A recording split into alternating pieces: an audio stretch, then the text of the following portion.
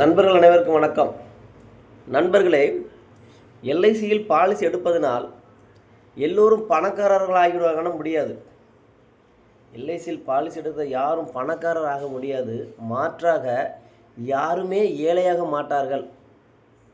அவங்கள் வாழ்கின்ற அந்த பொருளாதாரம் அப்படியே இருந்து கொண்டே இருக்கும்.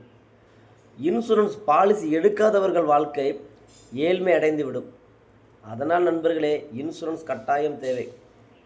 நண்பர்களே, நாம் எல்ஐசி முதலீடு கேட்கும்போது தங்கத்தில் முதலீடு செய்கிறேன், வைரத்தில் முதலீடு செய்கிறேன், நிலத்தில் முதலீடு செய்கிறேன்னு சொல்லிக்கிறாங்க.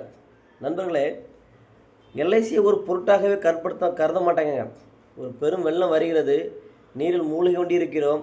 அப்போது இந்த பக்கம் ஒரு தங்க பெட்டி மிதந்து செல்கிறது, இந்த பக்கம் ஒரு மரக்கட்டை தொங்கி கொண்டிருக்குது. நீங்கள் தங்க கட்டியை பிடிப்பீர்களா, மரக்கட்டையை பிடிப்பீர்களா?